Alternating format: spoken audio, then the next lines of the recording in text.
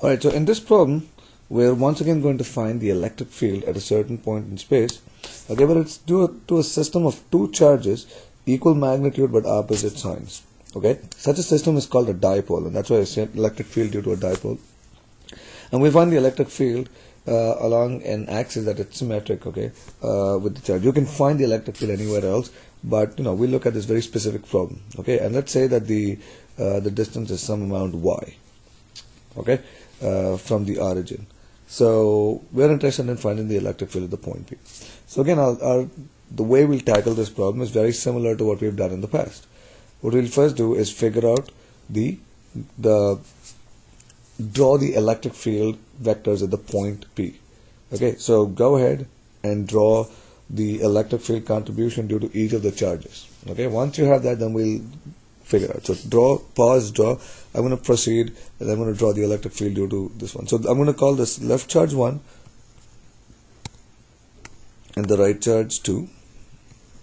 Okay, and the electric field due to the charge on the left is going to be pointing towards it, so it's going to be called E1.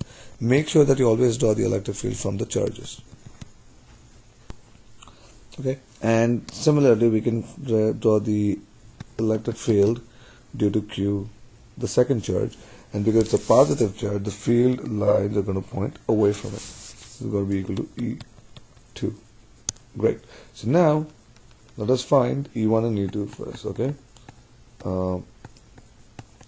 Now again, before we actually start finding E1 and E2, let us make sure that we have all the stuff that we need. Now clearly, we need to figure out the distance of the point P from each of the charges. Okay, and that distance can be obtained using Pythagorean theorem, and that is equal to L square plus Y square, the square root of L square plus Y square. So that gives us one distance. The other one is the same. We also need to know the angle theta. Okay, that it makes with the x-axis, and this angle theta can be obtained from this triangle. Okay, now here's the deal. You do not really, we don't really need angle theta directly. What we need are the cosines and sines of angle theta. So I need cosine of theta, which is equal to L over square root of L square plus Y square, and then we need sine theta, which is equal to Y over square root of L square plus Y square. Okay, because when we write the components of the vector, it's going to be magnitude cosine theta, magnitude sine theta. So just finding theta unnecessarily is not going to help. It's going to just complicate it. So instead, we just find cosine theta and sine theta. Great, we have all this. So let's write the magnitude of E1. The magnitude of E1 is simply Ke times Q divided by the square root of L square plus Y square, the whole square. Okay, it's KQ over R square. So it is going to be equal to KEQ over L square plus Y square. Now once we know the angle, once we know the magnitude, now we can write E1 in its component form. It is going to be equal to E1, negative E1 cosine theta and negative E1 sine theta. Now let's ask the question why it should be negative. Okay, if you look at this, E1 clearly lies in the third quadrant, and so the components are both negative. Alright, let us substitute for all the stuff now. So it is equal to negative KEQ over L square plus Y square times cosine of theta, which is L over square root of L square plus Y square, and then negative KEQ over L square plus Y square times Y over square root of L square plus Y square. And this happens to be equal to negative KEQL over L square plus Y square to the power 3/2 minus KEQY over L square plus Y square to the power 3/2. We can repeat this for E2, and I'm just going to write the answer for E2. You can fill in the steps. Okay, the magnitude of E2 is going to be the same. The only difference are going to be the signs of the components. Since E2 lies in the second quadrant, okay, its x component is still going to be negative,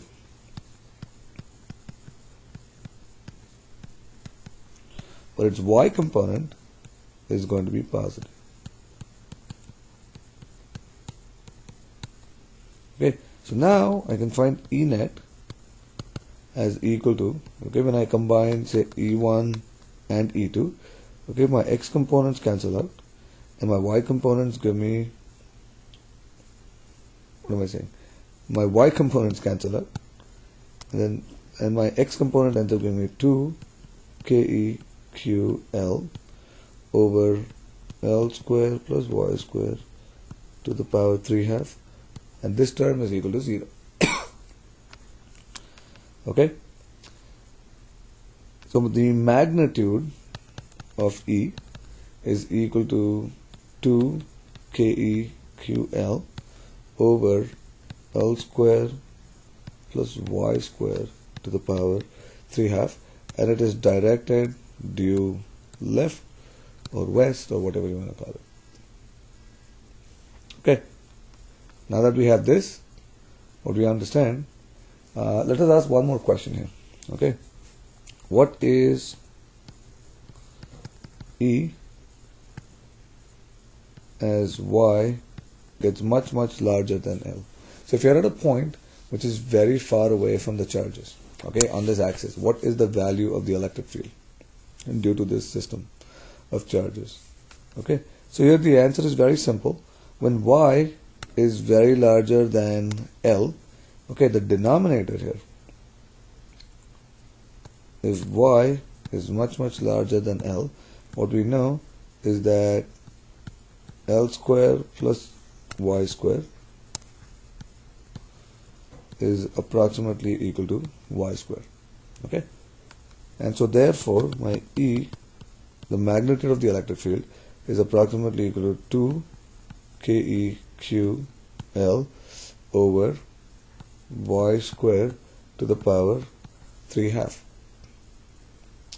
and this happens to be equal to 2 times KE times QL over Y cube. Okay, so this is the value of the electric field very far away from the charge. Now this 2 times Q times L, which is Q times the distance between the two charges, okay, has a special name. It's called the dipole moment of the charge. Okay, we're not really going to worry too much about it. It's denoted actually by the letter P, and it is equal to 2Q times L, which is Q times the distance between the two charges, and this thing itself is called the dipole moment. It's kind of important in, you know, a little bit of more detailed stuff, deeper stuff. But this is what you can do. Okay, you can figure out the magnitude using all these ideas. Okay, so I hope this problem, you know, clears out a lot of ideas for you guys.